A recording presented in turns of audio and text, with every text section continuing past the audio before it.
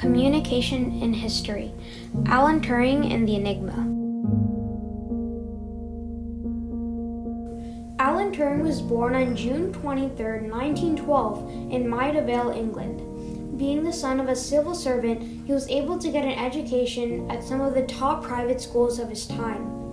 When he was young, he was very intelligent, particularly interested in the subjects math and science.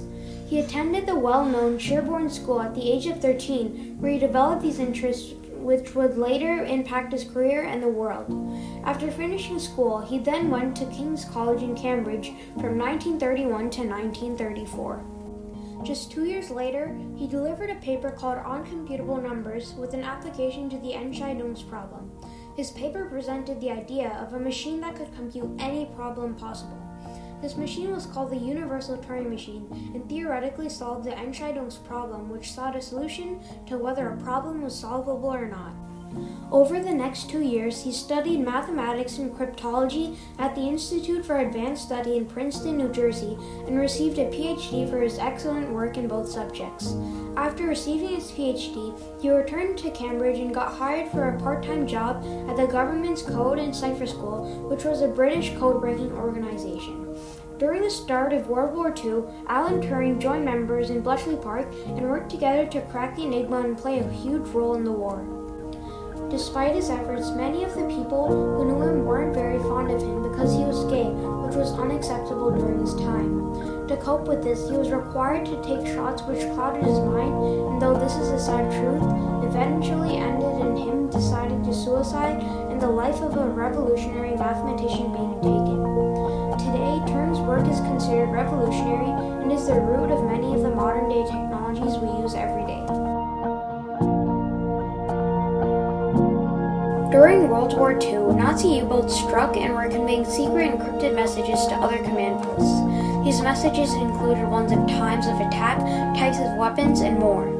Bletchley Park was a group of puzzle makers, linguists, and statisticians whose objective was to crack the Enigma, the German sophisticated encoding system to send and retrieve messages in secret. In order to decode Enigma messages, Bletchley Park had created their own decoding machine which went through every single possible combination and picked the right ones to decode the message.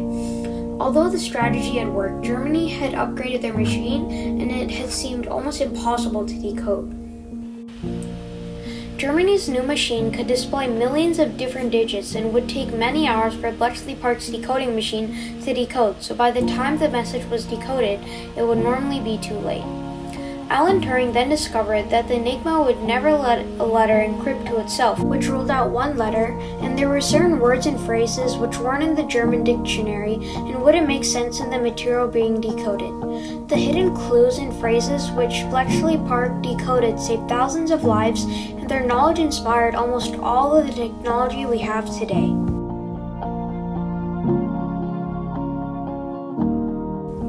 The Enigma was a German encoding device which sent secret messages to German command posts.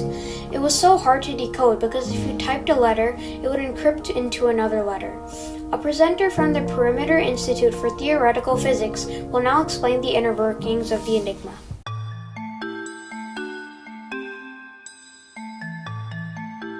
So let's have a look at this machine. So if I open up the lid, there you go.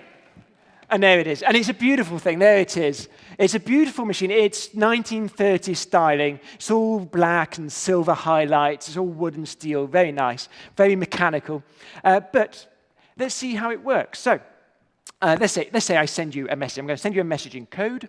And it should be something in German, really. It should be something about Bratwurst or Schnitzel or something like that.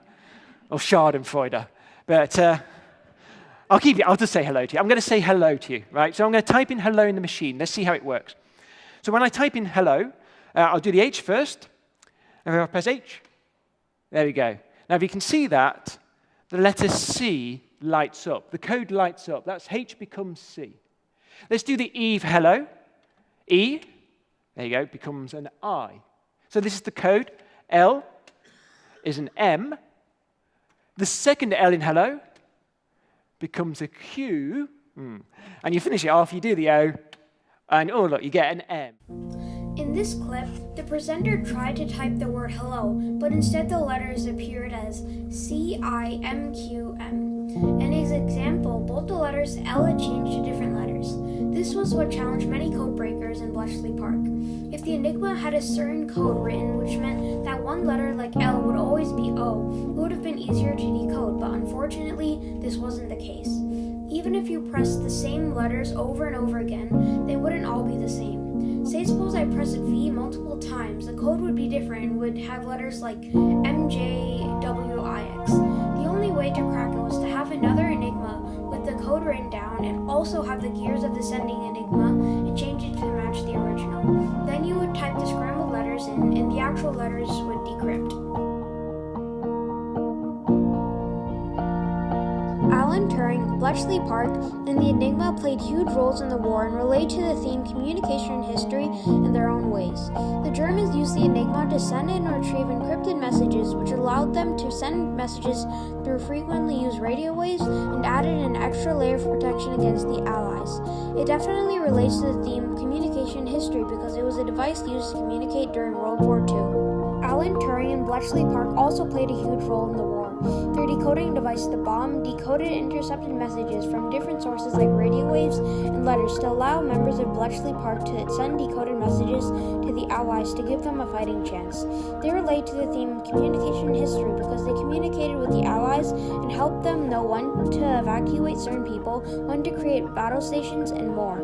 Though the Enigma had played a role for the Germans, and Alan Turing and Bletchley Park had played a role for the Allies, they all relate to the theme communication history because they all helped their countries succeed through the war through the idea of communication and its importance in the everyday lives of the men and women who served in the war and some who even lost their lives.